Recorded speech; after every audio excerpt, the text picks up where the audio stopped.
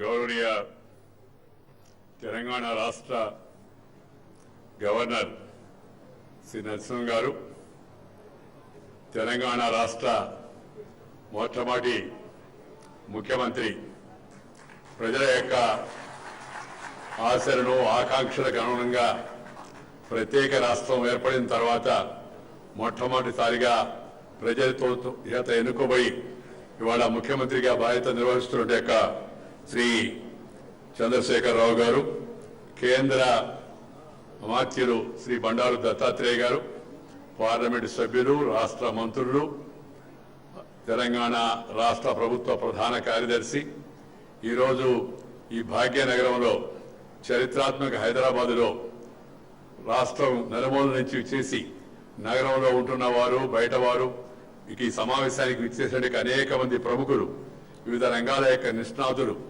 మీ అందరికీ కూడా నేను హృదయపూర్వక యొక్క ధన్యవాదాలు, నమస్కారాలు తెలియజేస్తా ఉన్నాను. నేను నా ప్రసంగం మాట్లాడే ముందు నాకు కేసీఆర్ చెప్పారు మంచి భోజనం కూడా ఏర్పాటు చేస్తాను, ఉండాలి తప్పనిసరిగా. కానీ కేసీఆర్ ప్రసంగం విన్న తర్వాత, పండితుల యొక్క సాహిత్యాన్ని విన్న తర్వాత నాకు నిజంగా వాస్తవం చెప్పాలంటే షడ్రూప భోజనం తింటే ఎంత సంతోషంగా నాకు సంతోషం. కేసీఆర్ నాకు చెప్పిన మొదలు కాదు, దేశంలో వింటూ ఉంటాను. ఆయన ఆ సాహిత్యం, ఆ భాషలో మాధుర్యం, అది నేలతో జనంతో జన జీవితంతో ముడిపడిన విధానం, దాన్ని చక్కగా స్థానికమైన యొక్క మాండలిక భాషలో చక్కగా మాట్లాడి అలాంటి ప్రసంగాలు వింటే నాకు చాలా సంతోషంగా ఉంటుంది. పద్యం వినే అవకాశము, గద్యం వినే అవకాశము తగ్గిపోతుంది. అలాంటి ఈరోజు ఈ సన్మానం పేరుతో తెలంగాణ రాష్ట్ర రాజధాని హైదరాబాద్ లో ఏర్పాటు చేసిన కార్యక్రమాన్ని చక్కగా, సాహిత్యబద్ధంగా, సాంస్కృతికంగా, సాంప్రదాయబద్ధంగా చాలా చక్కగా ఏర్పాటు చేయడం నిజంగా చాలా సంతోషం కలిగిందని నిర్వహిస్తూ ఉన్నాను. తెలంగాణ నేల సాహిత్యానికి, సంస్కృతికి ప్రాణప్రదమైన నేల. ఈ నేలలో అడుగడుగున ప్రతిఘటన, అడుగడుగున ప్రాంతాలు కూడా ఇమిడి ఉన్నాయి. స్వాతంత్ర సమరంలోనూ, నిజాం వ్యతిరేక పోరాటంలోనూ రజాకారులకు వ్యతిరేకంగా గడవెత్తి ఆ రోజు కదం తొక్కిన యొక్క చరిత్ర ఈ ప్రాంతాన్ని. భీమ్, సమ్మక్క సారక్క, అక్కడే ఐదమ్మ తిరుగుబాటుకు ప్రతీకలు. అదేవిధంగా ఈ యొక్క అక్రమాన్ని, అన్యాయాన్ని ఎదిరించిన వారు నాకు ఆరాధ్యులు కాళోజీ నారాయణ గారు చెప్పారు. ఎవరైతే అన్యాయాన్ని, అక్రమాన్ని ఎదిరిస్తారో వారే నాకు ఆరాధ్యులు అని చెప్పాడు ఆయన. పరిస్థితులతో రాజీ పడేవాడు కాదు. తెలంగాణ సంస్కృతి విశిష్టమైనది. బతుకమ్మ, బోనాలు, వినాయక చవితి, మొహరం, రంజాన్ తెలంగాణలో విశిష్టమైన పండుగలు, సాంప్రదాయబద్ధమైన పూజలు జరుగుతూ ఉంటాయి. ఈ తెలంగాణ రుచులు కూడా చాలా భిన్నమైనవి. ఇక్కడ బిర్యానీ, నేను భాషా ప్రియుడిని, భోజన ప్రియుడిని కూడా. ఇక్కడ బిర్యానీ, ఇక్కడ హలాల్, ఈ హలీం, ఇవన్నీ ప్రపంచ ప్రఖ్యాతి గాంచి ఉన్నాయి. హైదరాబాద్ బిర్యానీ అంటారు ఎక్కడికి వెళ్ళినా సరే. ఈ పక్కకు పోతే హైదరాబాద్ బిర్యానీ అని, ఆ పక్కకి వెళితే నదూరు చేపల పులుసు అని చెప్పాను. జనం 5 స్టార్ హోటల్ కూడా అలాగే రాసి ఉంటారు మామూలుగా, అంత ప్రఖ్యాతి ఉంది.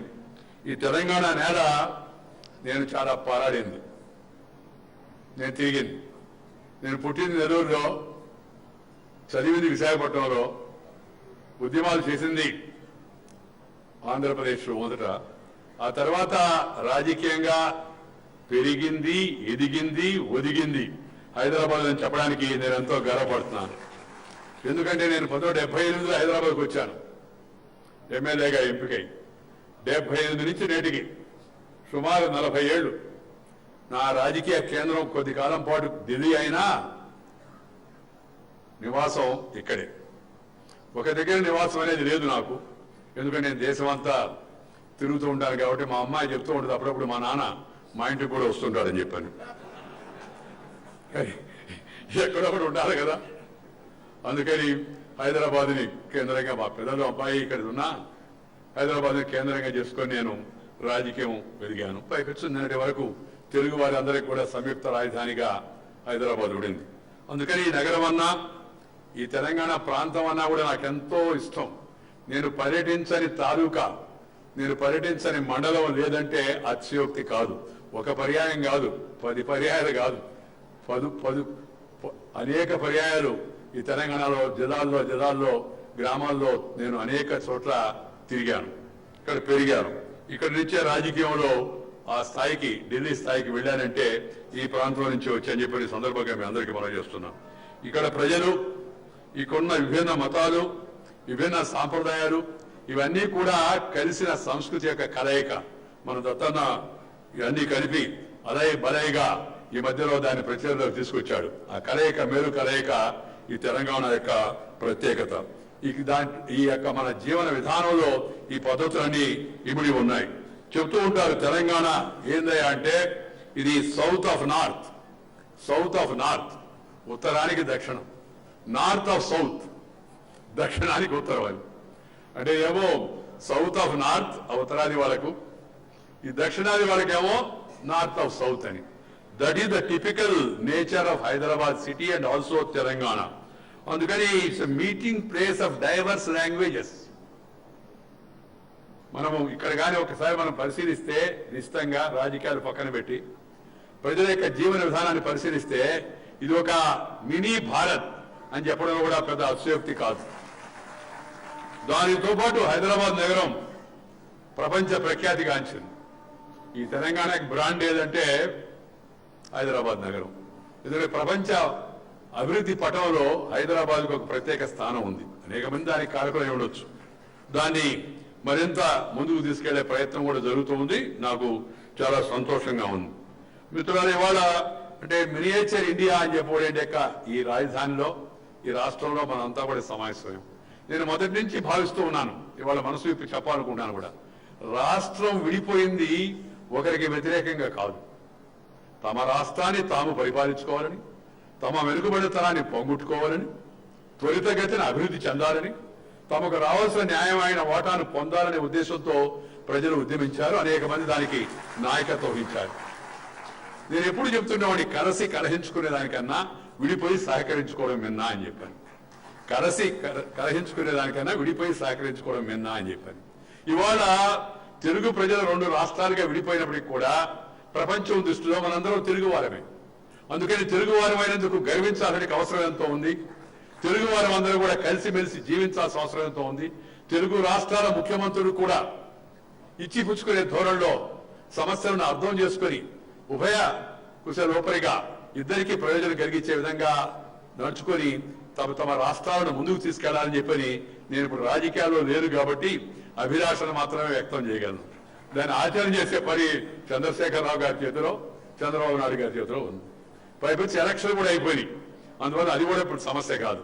నేను ఆ మధ్య మాట్లాడినప్పుడు చంద్రశేఖరరావు గారితో అలాగే చంద్రబాబు నాయుడు గారితో ఇద్దరిలో కూడా అదే అభిప్రాయం ఉంది. కొన్ని తేడాలు ఉంటాయి, కొన్ని అభిప్రాయ భేదాలు ఉంటాయి. ఇంట్లో ఉండవా? తండ్రికి తల్లి మధ్య కూడా తేడాలు ఉంటాయి, కొన్ని అభిప్రాయ భేదాలు వస్తాయి కదా, అన్నదమ్ముల మధ్య అభిప్రాయ భేదాలు వస్తాయి కదా. కానీ వాటిని కూర్చొని మాట్లాడుకొని సామరస్యంగా పరిష్కరించుకుంటాం. కుటుంబ గౌరవాన్ని, మన యొక్క వంశ గౌరవాన్ని నిలబెట్టే ప్రయత్నం చేస్తాం. అందుకని way forward for Telangana and Andhra Pradesh is working together, raising their voice together, getting their due together. That should be the yardstick for the coming days అని చెప్పి నేను భావిస్తున్నా. I hope that the Chief Minister of Telangana, Sri Chandrasekhar Rao, with all his vast political experience, and also Sri Chandrababu Naidu with all his political and administrative experience, will join together in strengthening both the states, in making them more prosperous in the country అని చెప్పని నేను సందర్భంగా నేను భావిస్తున్నాను.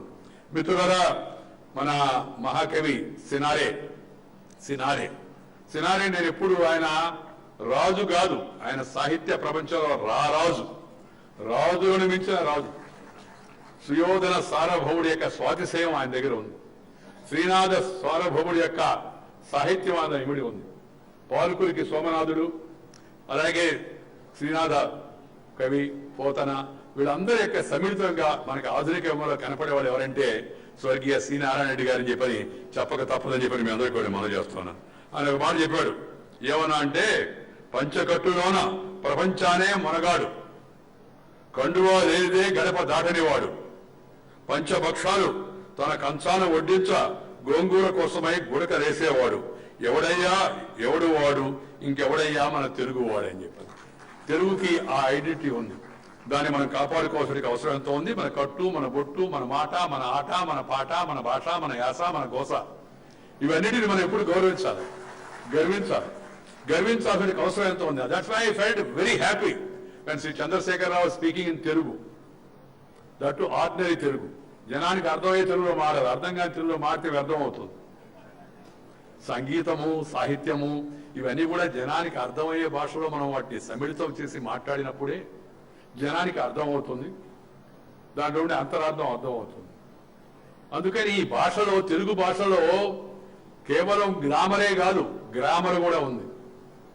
మనం అందరం కూడా నేనేమని కోరుకుంటున్నానంటే, నాకు వాళ్ళిద్దరి ముఖ్యమంత్రుల నుంచి 2 కోరికలు ఉన్నాయి. ఒకటి, కలిసి పనిచేయండి, సమస్యలను మాట్లాడుకొని పరిష్కరించుకోండి. 2, ఇద్దరు తెలుగుకు ప్రాధాన్యత ఇవ్వండి. ఈ ఇంగ్లీషు జబ్బు మనకందరికీ పట్టుకోనుంది ఈ మధ్యకాలం.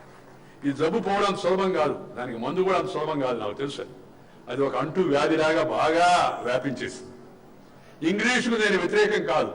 Now, of course, I am the Vice President of India and I have to go to international forums and I have to preside over the Rajya Sabha, Council of States. I will be speaking mostly in English also there. But at the same time, what I feel is, భాషా భావం 2 కలిసి ఉండాలి. మన యొక్క సంస్కృతి మన భాష ద్వారా మరింతగా ప్రస్ఫుటం అవుతుంది. మన భాషను మనం మర్చిపోకూడదు. నేను ఎప్పుడు చెప్తూ ఉంటాను, I want to repeat also today, కన్న తల్లిని, జన్మభూమిని, మాతృభాషను, మాతృదేశాన్ని మర్చిపోయిన వాడు మానవుడే కాదు అని చెప్పారు. ఈ భాష ఇందాక పండితులిద్దరూ వాళ్ళు పాండిత్యం మనకు చదివి వినిపిస్తూ ఉంటే, పండితులమైన పామరులమైన అర్థమయ్యే విధంగా ఎంత మనసుకు ఆహ్లాదం కలిగిస్తుందని చెప్పలేను. ఈవెన్ కేసీఆర్ మాట్లాడుతున్నప్పుడు కూడా, నాకు చంద్రశేఖర్ గారు మాట్లాడుతూ ఉంటే చాలా నాకు నేను చెప్తే చాలా సంతోషంగా ఉంటుంది. ఎందుకంటే క్రమేపీ ఈ భాష కనుమరుగవుతుంది. తెలుగు భాషలోనే మీడియం ఆఫ్ ఇన్స్ట్రక్షన్ ఉండాలని చెప్పను, కానీ తెలుగుని తప్పనిసరిగా ఒక భాషగా, తప్పనిసరిగా ఒక సబ్జెక్ట్ గా ప్రతి ఒక్కరు చదవాలి. ఉద్యోగం రావాలంటే తెలుగు వచ్చి ఉండాలి. ఎందుకు ఇంగ్లీష్ నేర్చుకుంటున్నారు అందరంటే ఫ్యాషన్ కోసం కొంతమంది, కానీ ఎక్కువ మంది ఉద్యోగం కోసం. ఇంగ్లీష్ వస్తే ఉద్యోగం వస్తుంది. మన అప్లికేషన్ అని ఇంగ్లీష్లో, బ్యాంకు వారికి లోన్ ఇచ్చేది ఎవరికి? రైతుకి. బ్యాంకు వాడు లోన్ ఇచ్చేది ఎవరికి? సామాన్య జనానికి. వాడికి ఇంగ్లీష్ రాదు, వీడికి తెలుగు రాదు. దాంట్లోనే తిరకాసంతా ఉంది. ప్రజలకు అర్థమైన భాషలో పరిపాలన సాగాల్సి ఉంది. కాబట్టి ఇద్దరు ముఖ్యమంత్రులు కూడా, నేను త్వరలో అక్కడ కూడా వెళ్తున్నాను, ఆ ముఖ్యమంత్రి గారు కూడా చెప్తాను, తెలుగు భాషను ప్రోత్సహించాలి. రాజులు పాత రోజుల్లో సంగీతాన్ని, సాహిత్యాన్ని, పాండిత్యాన్ని పోషించేవాళ్ళు. శ్రీకృష్ణదేవరాయలకు ఉదాహరణ మనకుంది. ఇంకా అనేక మంది ఆ విధంగా ఉన్నారు. సురవరం ప్రతాపరెడ్డి గారు ఇక్కడ ఆ రోజుల్లో భాష పరిరక్షణ కోసం ఆయన చేసే యొక్క కృషి మనందరికీ కూడా తెలుసు. మాడపాటి హనుమంతరావు గారు, ఇంకా అనేక మంది. అలాగే ముఖ్యమంత్రులు ఇద్దరు కూడా తెలుగు భాష యొక్క ప్రాధాన్యత తగ్గకుండా వ్యవహారిక భాషగా, పరిపాలనా భాషగా తెలుగుని తప్పనిసరిగా అమలు చేయాల్సిన అవసరం ఎంతో ఉంది. మనం ఇతర భాషలకు వ్యతిరేకం కాదు, ఉండకూడదు, కూడా వ్యతిరేకంగా ఉండకూడదు. अलग भाषा अलग वेश फिर भी अपना एक देश विविधता में एकता भारत का विशेषता అని చెప్పని మనం ఎప్పుడు చెప్తూ ఉంటాం. అందుకని ఆ 2 విషయాలు నేను వాళ్ళకి గుర్తు చేస్తున్నా. ఇకపోతే మిత్రులారా, చాలా సంతోషం. నేను 1978లో హైదరాబాద్కి వచ్చి ఎమ్మెల్యేగా ఈ శాసనసభలో ప్రవేశపెట్టి వచ్చి అక్కడి నుంచి అంచెలంచెలుగా ఎదిగి వాళ్ళ భారత ఉపరాష్ట్రపతిగా చేరుకున్నాను. అందుకని నేను ముందుగా అనుకున్నాను, మనసులో నేనే చెప్పాను కేసీఆర్ కూడా, ఏమని, నేను హైదరాబాద్ వద్దాం అనుకున్నాను, మన ఉభయలకు సరిపడే సమయం చూసుకొని మన కార్యక్రమం పెట్టుకుందాం, ఇక్కడి నుంచే నేను నా అధికార పర్యటన ప్రారంభించాలని చెప్పి అనుకుంటున్నాను. ఎందుకంటే ఇంతకాలం నేను పుట్టిన ఊరికి వెళ్ళి మొన్న వాళ్ళందరికీ ధన్యవాదాలు చెప్పి వచ్చాను. నేను పెరిగింది వాళ్ళది. తర్వాత నేను ఇవాళ రాజకీయంగా పెట్టిన ఈ ప్రాంతం నుంచే అధికార పర్యటన జరపాలని చెప్పి నిర్ణయించుకున్నాను. దానికి ఇవాళ తెలంగాణ ప్రభుత్వం నా రాక సందర్భంగా ఒక రాష్ట్ర ప్రభుత్వం అధికారపూర్వకంగా పౌర సన్మానాన్ని ఏర్పాటు చేసి అభినందన ఏర్పాటు చేసి, ఆ అభినందన కూడా హంగామా హడావిడి అవన్నీ లేకుండా చాలా పద్ధతిలో సాంప్రదాయబద్ధంగా భగవత్ యొక్క ఆశీర్వచనంతో వేదవచనంతో నాకు ఇవాళ ఈ పౌర సన్మాన కార్యక్రమం ఏర్పాటు చేసినందుకు తెలంగాణ రాష్ట్ర ప్రభుత్వానికి, ముఖ్యమంత్రి వర్యులు చంద్రశేఖరరావు గారికి, అలాగే గవర్నర్ నరసింహన్ గారికి, అలాగే ప్రధాన కార్యదర్శి ఎస్పీ సింగ్ గారికి, రాష్ట్ర మంత్రులందరికీ, ప్రజాప్రతినిధులందరికీ కూడా నేను హృదయపూర్వక ధన్యవాదాలు తెలియజేస్తున్నా. నేను వస్తున్నాను ప్రేమతో, ఆదరంతో, అభిమానంతో మీరందరూ కూడా విచ్చేసినందుకు మీ అందరికి కూడా ధన్యవాదాలు, మీ అందరికి కూడా నమస్కారాలు తెలియజేస్తున్నా. నేను ఇప్పుడే ముఖ్యమంత్రి గారు చెప్తున్నాను, ఈ పదవిలో పెద్ద సమస్య ఏంటంటే దీనికేమో పదవి చాలా పెద్దది, కానీ ఆ పదవితో పాటు దానికి ఉండే పరిమితులు కూడా, దానికి ఉండే ఈ ప్రోటోకాల్ పేరులో రకరకాలైనగా ప్రేమతో, ఆదరంతో, అభిమానంతో మనిషిని పలకరించకపోతే ఇంక జీవితానికి అర్థమైందయా? నాకు అర్థం కాదు. ఆ ఎయిర్ హోస్టెస్ కదా, నీ విమానం ఎక్కినప్పుడు నవ్వినప్పుడు నువ్వు తెలిసినట్టుగా నువ్వు టికెట్ కొన్నావు కాబట్టి నవ్విందా మామూలుగా, లేదా హోటల్కి వెళ్తే రిసెప్షనిస్ట్ చూసి నవ్వినట్టు అలా మనం కూడా నమస్కారం పెట్టిపోతే మనసు కలవుతుంది. నేను మన రాష్ట్రపతి భవన్లో వెళుతూ ఉంటే మొదటిసారిగా వాళ్ళు, సార్ మీరు అక్కడ కూర్చుంటారు, రాష్ట్రపతి గారు కూర్చుంటారు, ప్రధానమంత్రి గారు కూర్చుంటారు, ఆ వలయాకారంగా ఉంటుంది, అందరూ వచ్చి మిమ్మల్ని కలుస్తారు, మీరు అందరికి నమస్కారం పెడతారని. వాళ్ళందరూ వచ్చి నన్ను కలిసేది, నేను వాళ్ళకి కలవాలి కదా అన్న. ఇది పద్ధతి సార్ అన్నారు. ఇది నా పద్ధతి అయ్యా అని చెప్పాను. కలిసాను. ఈ ఆలింగనాలు చేసుకోవడం, చేతులు గడపడం కొన్ని ఉంటాయి, నేను కాదన్న, సెక్యూరిటీ సమస్యలు కొన్ని ఉంటాయి, వాటి రెండు అధ్యయనం చేస్తున్నాను నేను. కానీ ప్రజలతో నిత్య సంబంధం ఉండి పెరిగిన నాకు ఈ కొత్త వాతావరణం కొంత ఇబ్బందికరంగా ఉంది. బట్ దాన్ని ఎలా అధిగమించాలో చూడాలి. ప్లస్ రాజ్యాంగబద్ధంగా కూడా ఇచ్చిన బాధ్యతను కూడా నిర్వర్తించాల్సిన అవసరం ఎంతో ఉంది. ముఖ్యంగా నేను ఇవాళ మీకు చెప్పదలుచుకుంది ఏంటి మిత్రులారా, ఎందుకంటే ప్రభుత్వమే నాకు అధికారపూర్వకంగా ఈ పౌర సన్మానం ఏర్పాటు చేసింది కాబట్టి ప్రముఖులు అందరూ ఉన్నారు, ఎమ్మెల్యేలు అందరినీ పిలిచారు, ఆయన ఎమ్మెల్సీలను అన్ని పార్టీల వాళ్ళు కూడా పిలిచారు, చాలా సంతోషం. ఎంపీలను మనము స్వతంత్రం వచ్చి 70 ఏళ్లే.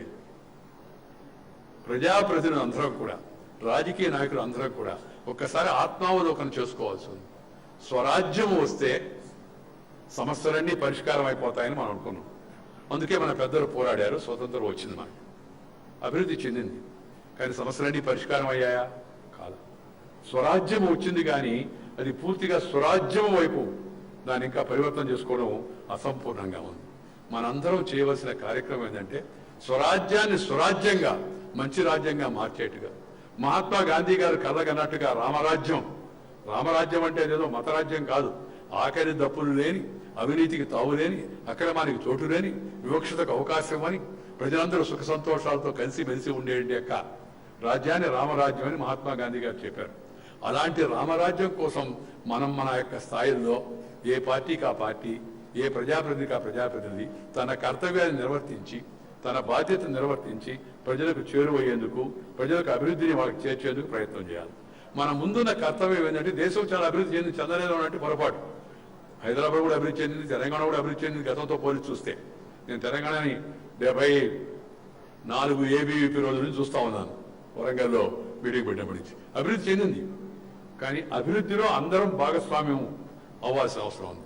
అందరికీ భాగస్వామ్యం కల్పించాల్సి ఉంది. అప్పుడే అభివృద్ధికి అర్థం ఉంటుంది, అప్పుడే ప్రజాస్వామ్యానికి అర్థం ఉంటుంది. We need to have an inclusive growth. We must make efforts to see that everybody feels that he is also part of this development. He has also a stake in this governance and in the system, in this democracy. That's the responsibility of cast upon all political parties and leaders and the people's representatives. ప్రతి ఒక్కరు ఆ భావం కలిగించాలా, నాకు కూడా ఈ అభివృద్ధిలో భాగస్వామ్యం ఉంది, ఈ పరిపాలనలో భాగస్వామ్యం ఉంది. రెండవది, అంతిమ పంక్తిలో కూర్చున్న వ్యక్తి ఎవరుతున్నాడో అంతిమ పంక్తిలో కూర్చున్న వ్యక్తిని చెయ్యి అందించి అతని పైకి లేపాల్సి ఉంది. The last man in the queue. Swami Vivekananda చెప్పాడు, దేశంలో ఆఖరికి వీధి కుక్క కూడా ఆఖరితో అనుమతించకూడదు, అప్పుడే నేను సంతృప్తిగా ఉంటాను, అప్పుడే నేను గర్విస్తాను భారతీయుడు ఎందుకని. అందుకని we all should think on those lines. What great Swami Vivekananda said, what Mahatma Gandhi has said, what Deen-Dayal Upadhyaya has said, what Dr. Baba Saheb Ambedkar has said. అది చాలా అవసరం మనకి. వాళ్ళ తెలంగాణ ప్రజల యొక్క ఆశలు, ఆకాంక్షలు కూడా నెరవేరాలంటే ఆ విధంగా మనము ఏవైతే ఇచ్చామో ఆ వాగ్దానాలను అమర్చడము, డెలివరీ సిస్టమ్ని ఇంప్రూవ్ చేయడము, అట్టడుగున్న వాడికి ఎవరైతే suppressed and depressed, oppressed people ఎవరుతారో వాళ్ళకి ప్రయారిటీ ఇవ్వడము, దానితో పాటు నోరు లేని సంఘటితం కానింటి యొక్క వర్గాలు అవుతున్నాయో వాళ్ళ సమస్యలకు ప్రథమ పరిష్కారం చూడడం, తద్వారా రాష్ట్రాన్ని ముందుకు తీసుకెళ్ళడం, తద్వారా దేశాన్ని ముందుకు తీసుకెళ్లే ప్రయత్నం చేయాల్సిన అవసరం ఉంది. ప్రధానమంత్రి గారు చక్కగా పిలిపించాడు, రాష్ట్రం కేంద్రం రాజకీయాలు వేరైనా కలిసి పనిచేయాలి టీమిండియా అని. ఆ టీమిండియా స్ఫూర్తితో పనిచేస్తున్నందుకు నేను శ్రీ చంద్రశేఖరరావు గారిని అభినందిస్తున్నాను, తెలంగాణ ప్రభుత్వాన్ని కూడా. ఎందుకంటే స్టేట్స్ డెవలప్ కాందే కానీ కంట్రీ డెవలప్ కాదు, జిల్లాలు డెవలప్ కాందే రాష్ట్రం డెవలప్ కాదు, తాలూకాలు డెవలప్ కాందే జిల్లా డెవలప్ కాదు. దీన్ని దృష్టిలో పెట్టుకుని మనం ఈ 3 టైర్ అడ్మినిస్ట్రేషన్లో centre, state and local bodies అందరం కలిసి పనిచేయాలి. అంతిమ లక్ష్యం దేశం శక్తివంతం కావడం, అంతిమ లక్ష్యం ఆఖరి దప్పులు లేని, అవినీతికి తావు లేని, అరాచకానికి చోటు లేని, వివక్షతకు అవకాశం లేనిటి యొక్క అందరికీ సమాన అవకాశాలు, వాళ్ళ తెలివిని బట్టి, వాళ్ళ ప్రతిభను బట్టి వాళ్ళకి తగ్గించే విధంగా గౌరవం లభించే విధంగా సమాజాన్ని వాళ్ళు నిర్మాణం చేసుకుంటే అది నిజంగా అప్పుడు ప్రజాస్వామ్యానికి పరమార్థం చేకూరినట్టుగా అవుతుంది. మన అందరం కూడా సుఖ సంతోషాలతో నిలిచేందుకు అవకాశం ఉంది. ఆఖరిగా ఇందాక చెప్పారు functional Rajya Sabha. Rajya Sabha should be functional, Lok Sabha also should be functional, assemblies also should be functional, councils also should be functional. ప్రజల చేత ఎన్నుకోబడిన ప్రజాప్రతినిధులు, ప్రజాసభలు అర్థవంతంగా పనిచేసి మంచిగా చర్చలు జరిపి ఒక అవగాహనకు వచ్చి తద్వారా మంచి చట్టాలు చేసుకొని తద్వారా అభివృద్ధిని వేగంగా ముందుకు తీసుకెళ్తే అది దేశాన్ని మరింత శక్తివంతం చేస్తుంది. మనకి అసెంబ్లీలో జరుగుతున్న తీరులు, కొన్ని చోట్ల పార్లమెంట్ జరుగుతున్న తీరు, ముఖ్యంగా రాజ్యసభ జరుగుతున్న తీరు కొంతమందికి ఆందోళన కలిగిస్తుంది, చాలా మంది అప్పుడప్పుడు కొంత బాధ కూడా కలుగుతుంది. దాన్ని దృష్టిలో పెట్టుకుని మనందరం కూడా after 70 years of independence, assembly is the elected representative of the people, council also is elders house, Parliament, Lok Sabha, the local Sabha gets inspiration from the Lok Sabha and they get inspiration from the Rajya Sabha, upper house, House of Elders. So వాటి పని తీరును మెరుగుపరుచుకోవాల్సిన అవసరంతో ఉంది. అవి ప్రణబ్ ముఖర్జీ గారు ఒక మాట చెప్పారు, చాలా చక్కగా ఆయన చెప్పాడు, discuss, debate, decide, 3D, no 4D అని. 4th D అనేది డిజరప్ట్ అని. కాబట్టి దాన్ని దృష్టిలో పెట్టుకోవాల్సిన అవసరం ఉంది. Government should propose, opposition if they feel opposed, let them oppose, but at the end of the day let the house dispose. Government proposes, opposition opposes and house disposes, either way, this way or that way. That should be the principle, guiding principle. That should be the guiding principle. Opposition must have its say and government must have its way, because that is the essence of democracy. After all, at the end of the day, democracy means again the numbers also are equally important. ఆ దృష్టిలో శాసనసభలు, శాసన మండలి సభలు అన్ని కూడా ఇక్కడ, ఎందుకంటే speaker గారు ఉన్నారు, శాసన మండలి అధ్యక్షుడు ఉన్నారు, గవర్నర్ గారు ఉన్నారు, ముఖ్యమంత్రి గారు ఉన్నారు, మీరందరూ ప్రజాప్రతినిధులు ఉన్నారు. కాబట్టి నా మనసులో ఈ సందర్భంగా ఆ మాట చెప్పాలని చెప్పి అనిపించింది. నేను అంతకన్నా ఎక్కువగా ప్రసంగం చేయడం నాకు ఇష్టం లేదు. ఇక్కడికి వచ్చి మిమ్మల్ని అందరినీ కలవాలని, మీ అందరినీ చూసేటికి అవకాశం లభించాలని. ఇంతకు ముందులాగా తరచుగా వచ్చేటికి అవకాశం లేదు. వచ్చినా కూడా అధికార కార్యక్రమాలు ఉంటాయి.